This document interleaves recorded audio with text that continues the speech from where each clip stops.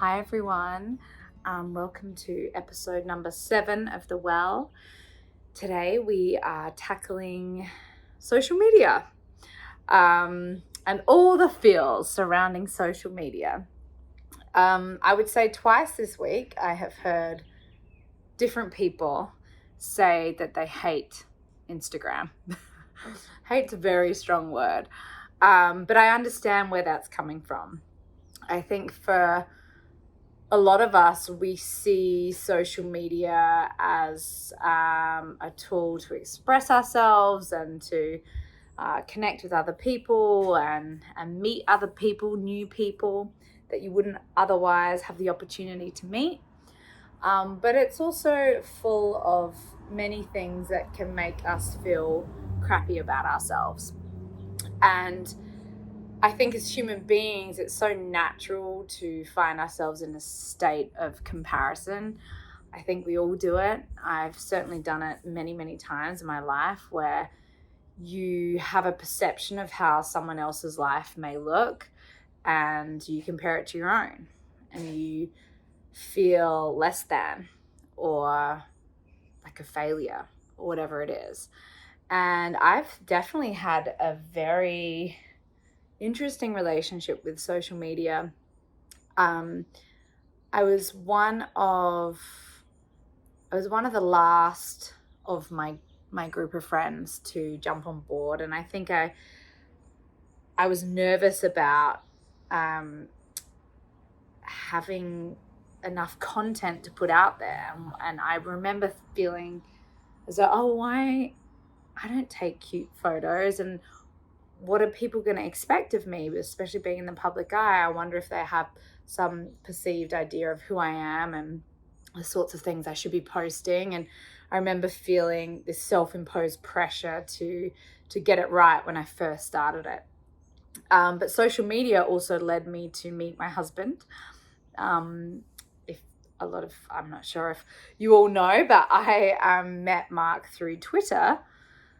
And it was just a way to get to know other people who were like-minded. He was vegan and in the film industry, had a lot of similar beliefs. And you can kind of scroll back through people's feeds and their tweets to see like who they are. And of course, it's a curated version of themselves. And so they're not putting their true authenticity out there. But from what I saw with Mark, he seemed like someone who was such a loving, beautiful father, and he had a wonderful moral compass, and I gravitated towards him, and we met, we fell in love. And so we always, it's funny, we always find ourselves on the defensive when people bag on social media. But I'm also someone who has a lot of critiques for the platform. And I mainly stick to Instagram, and I'll say that I love certain aspects of it, but then I also find myself needing to take breaks. And there is a very important button on Instagram that I recommend you all utilize, which is the mute button. So depending on where you're at in your life, how you're feeling, what you're vibing, what you're working on, the flow of your general life, sometimes muting people who you follow, whose posts trigger an emotional reaction in you that doesn't feel good. And sometimes posts can trigger a really wonderful emotional reaction. And other times it can be really confronting and can spin you out. And I was in a particularly vulnerable place after I had given birth, I think, to my third baby. And it was a time in my life where I just wanted to be with my family, and I had really shifted into what I call the season of parenting and babyhood. And and I was really enjoying that, but I couldn't help. I think it's that automatic thing where you just reach for the app and you just start scrolling. I couldn't help but go through and find posts that made me feel like I wasn't doing enough, that I should be jumping back into the workforce, that I need to get back into the auditioning circuit, that my career is going to go downhill. I saw so many people having beautiful success, and I thought, oh wow, like I've made this decision to pivot and to focus on my family, but there's still a longing. I noticed that there was a real longing in me to still immerse myself in the industry that I'm so passionate about. And certain posts were triggering.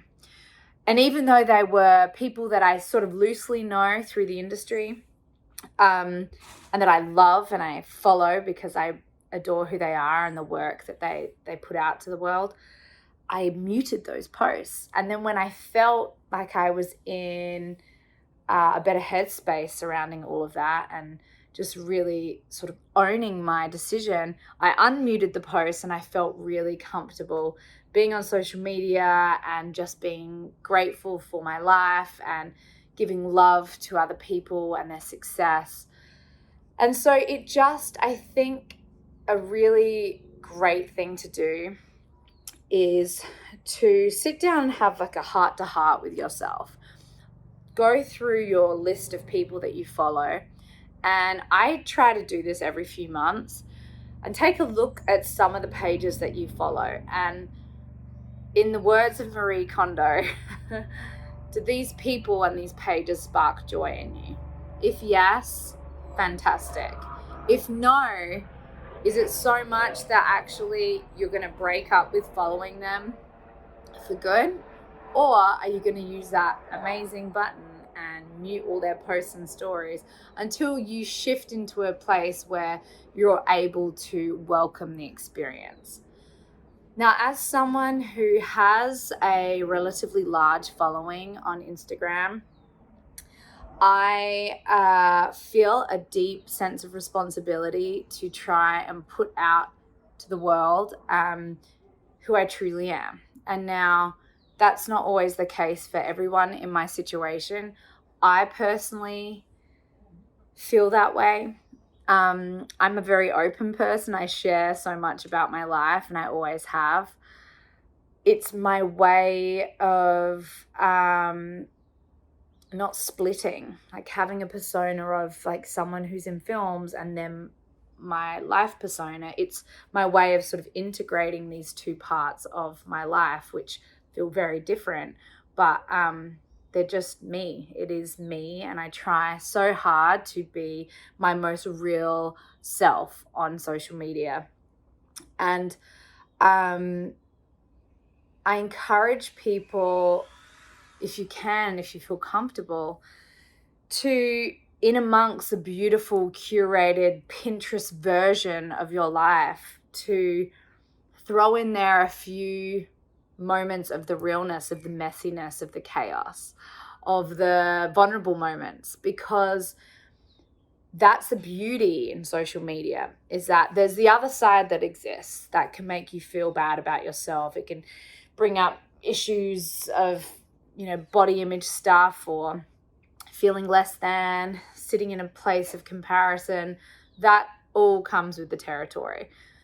But also, I think what we sometimes fail to remember is that social media can be used in such a beautiful and inspiring way to share your stories, to connect with other people navigating through similar things. I've recently stumbled upon this wonderful Instagram of this woman who details her infertility journey, and I see the 40,000 people that follow her and get strength from her and inspiration and motivation. And it's just this collective community of people supporting each other and sharing their stories and having a platform in which to do that.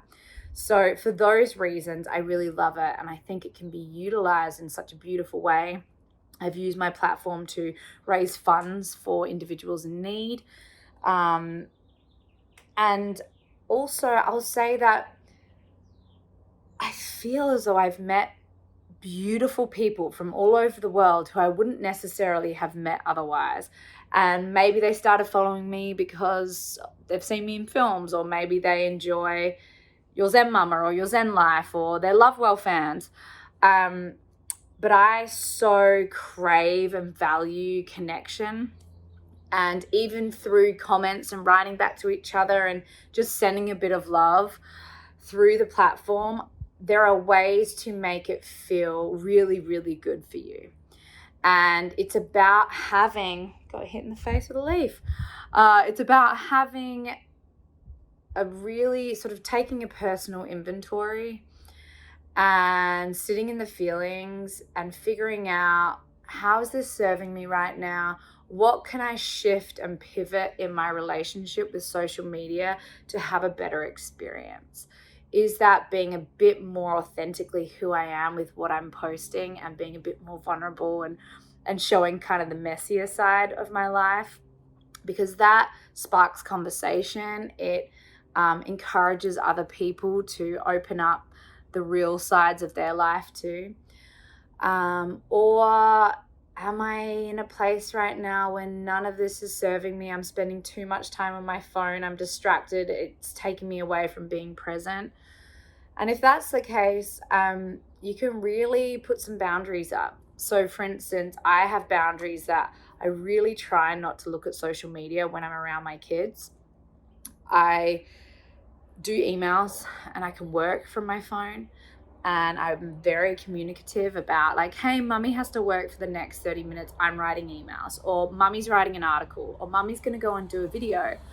And I'm really sort of open with them so they know that when I'm on my phone, I'm not just sitting there distracted and not paying attention to them because I'm just choosing to do something mindless on my phone. So that's something that we talk about a lot in our household. And then social media, I keep for times when I'm not with my children. So maybe it's in the bath at nighttime. I scroll through, get double tap happy, and just kind of look at what other people are doing. I save a lot of things on my social media platform: vegan recipes, inspiration for clothes. There are so many movements that I've joined and learned about through social media. So there are so many beautiful things about it. But it's about nurturing and nourishing a healthy relationship with it. And that starts from within. Really checking in with yourself, seeing how you're feeling, and then taking the next steps from there. So that's it from me. I would like to say that I love you guys. I've been listening and just reading, observing all the comments, your musings, your stories, and just the enthusiasm that we have received for The Well has been really uplifting and makes me feel like I'm so excited to keep going. We have so many more amazing, wonderful things planned for the future. And thanks for sticking it out with us.